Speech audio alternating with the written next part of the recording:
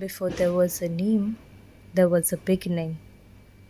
Before the universe had stories, characters, heroes, villains, lovers, kings, or gods, there was simply potential. And I find the idea really fascinating of the Divine Mother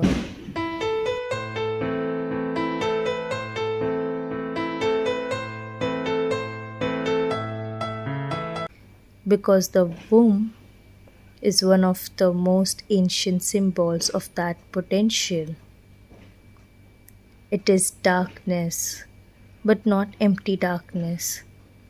It is darkness waiting to become something. Think about the womb as the first theater. Nothing is visible from the outside, and yet, inside it, an entire human being is being written. No audience, no applause, no photograph, no performance, just creation happening quietly.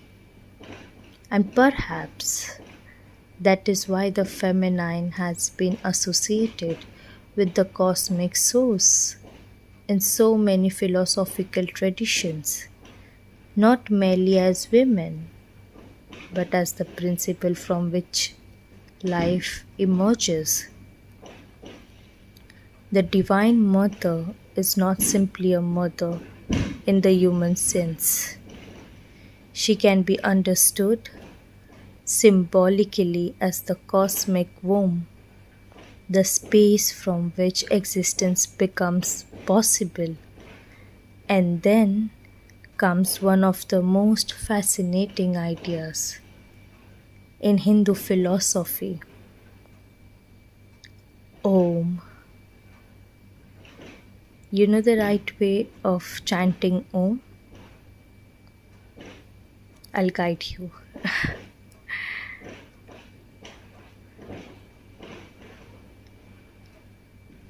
It is AUM. I'll teach you how. A. Begin with mouth open, like ah. With the mouth open naturally, the sound is broad and outward, associated traditionally with Brahma, the creation. U. Mouth gradually closes. Move from A into U, allowing the lips to gradually come forward and narrow the sounds transitions rather than stopping suddenly. That is traditionally associated with Vishnu, preservation, sustaining. M. Lips completely closed. Finish with the lips gently close. The vibration becomes more internal, traditionally associated with Shiva, dissolution/transformation. Then comes silence. That is the part I think fits my idea especially well. Because A means creation begins with openness. U, existence is sustained through movement. And M, everything returns inward and dissolves. And when we are done, there is a silence where the space from which the next beginning can emerge. So physically you can think of it as open, narrowing, closed, silence. And symbolically, birth, life, dissolution, and the unknown. Well, this is how we chant the mantra Om. But what does this actually means? This means that there are three sounds, three cosmic movements. A is the Brahma, the creator. U is Vishnu, the sustainer. And M is Shiva, the destroyer. Creation, preservation, and dissolution. Not three unrelated events, one continuous movement. One continuous movement. Think about it like cinema. A story begins with an idea. Someone writes a character who did not exist yesterday. That's creation. Then the character enters the world. They build relationships, they make choices, fight battles, fall in love, become someone. That's preservation. The world being held together long enough for the story to unfold. And eventually, something has to happen. The character changes. The old identity dies. The relationship ends. The kingdom falls. The hero becomes someone else. The final scene arrives. That's dissolution. And yet, the ending isn't necessarily the death of the story. It may be the doorway into another one. That's what makes Shiva's role so interesting. You know why? I'll tell you. Destruction sounds frightening, na? When we hear the word literally. But philosophically, destruction can also mean transformation. The old must sometimes disappear so the new can breathe. A childhood identity disappears, a career ends, a relationship changes, an old belief collapses, and suddenly you're standing inside a life you never planned. We call it loss. The universe might call it space. Space for something else to emerge. It's all about perspective, how you see things. And then we return to the womb. Because creation requires a place where something can exist before it is visible. That's what fascinates me. The most important things often begin in darkness, darling. A baby, an idea, a dream, a painting, a screenplay, a new identity. Nobody sees the beginning. They only see the finished thing.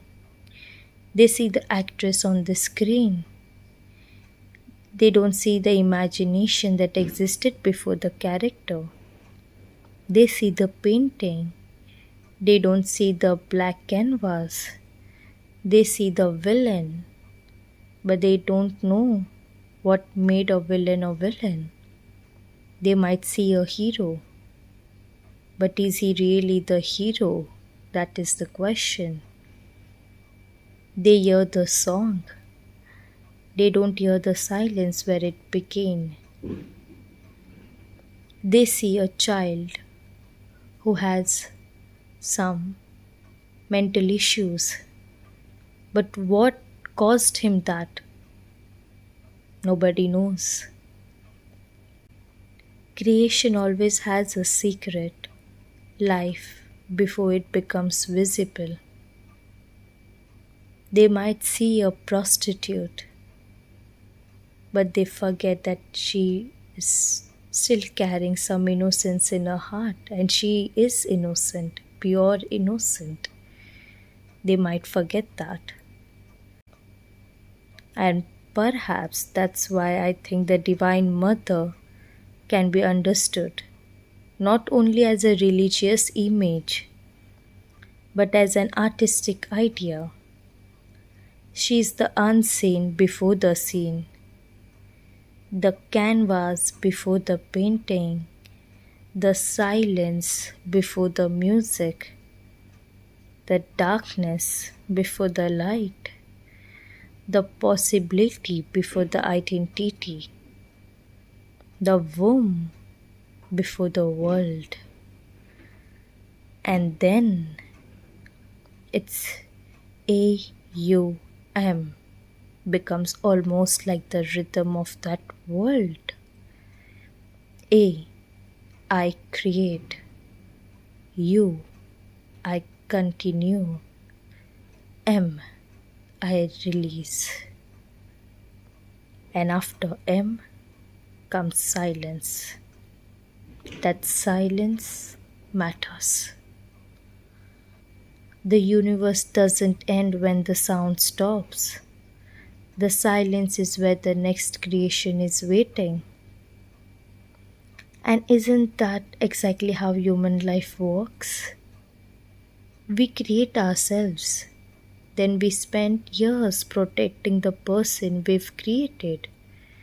And eventually, life forces us to destroy parts of that identity. The shy girl becomes confident.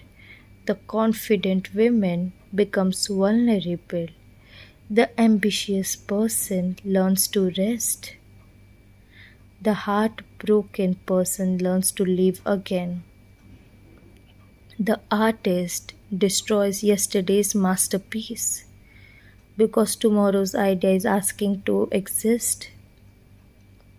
We are all little universe in motion, creating, sustaining, destroying, recreating.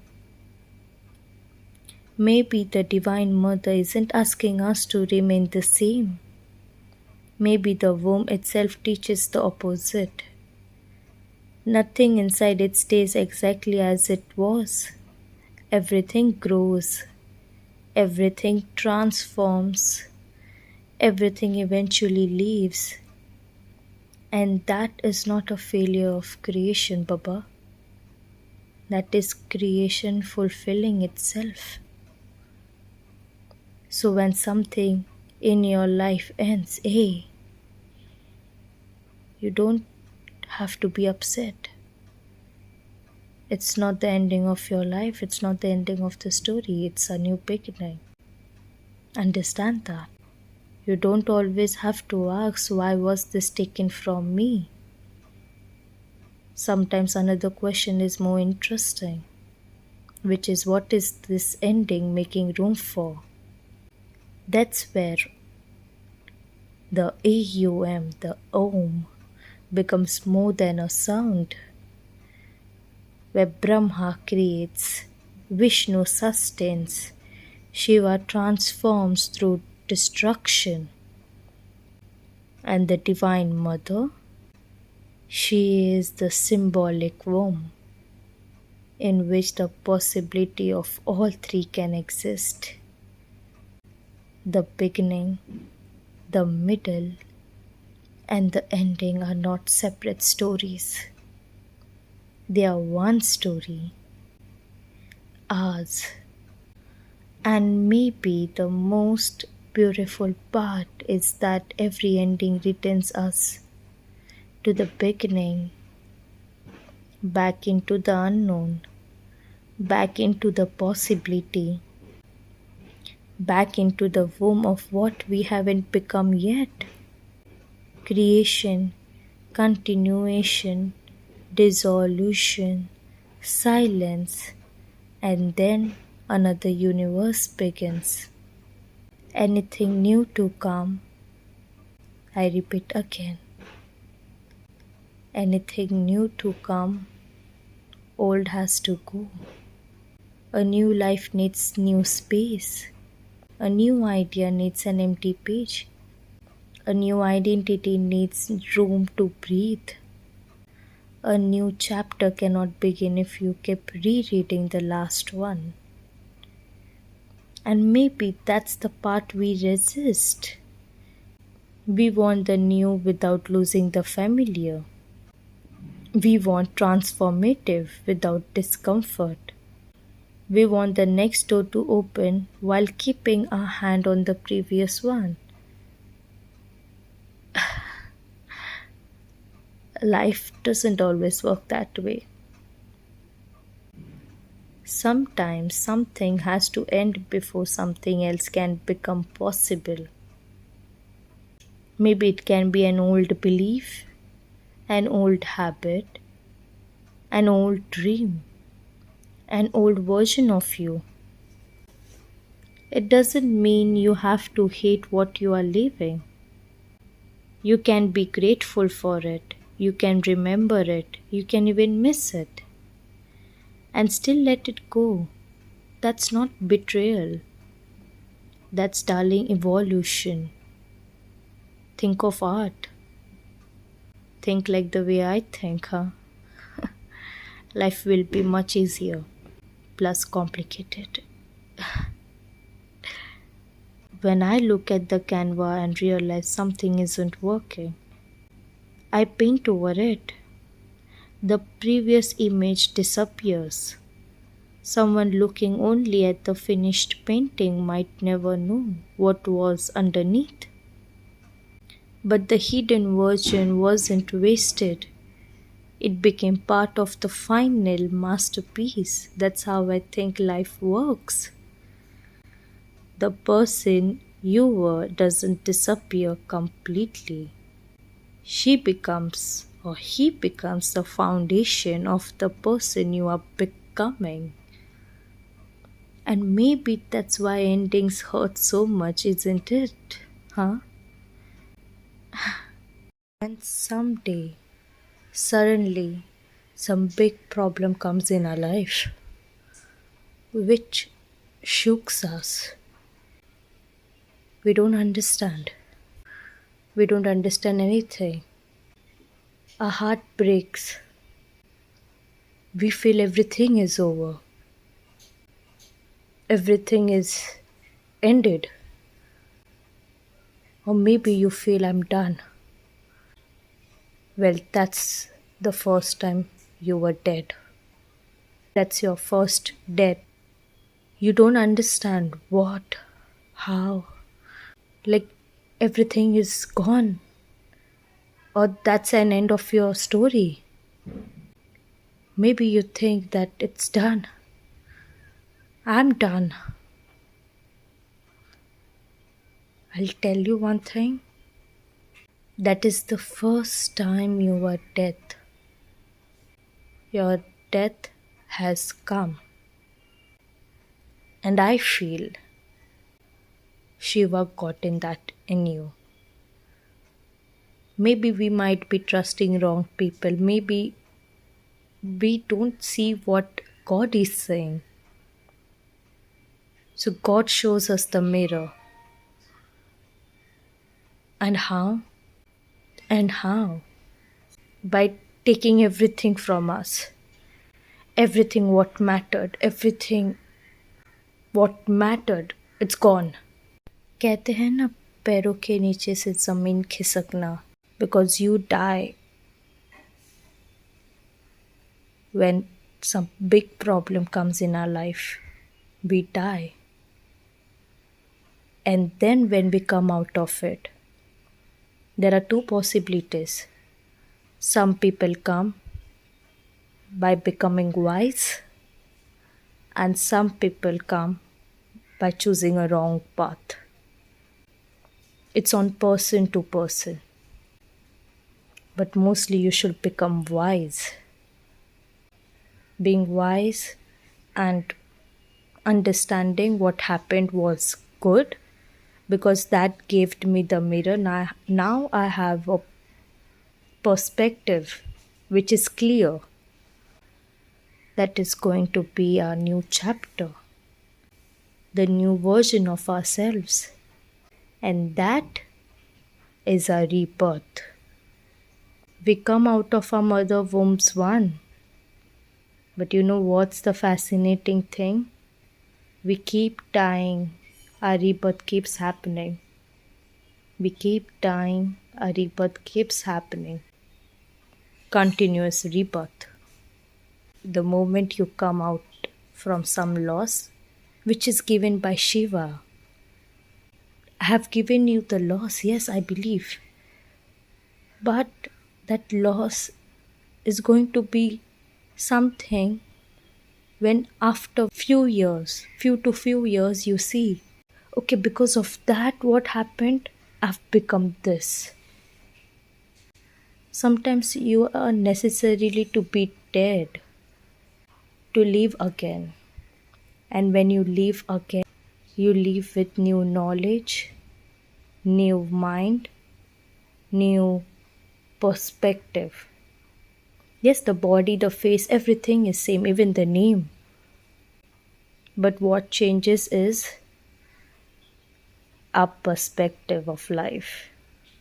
Maybe first I was very innocent and now I've become wise.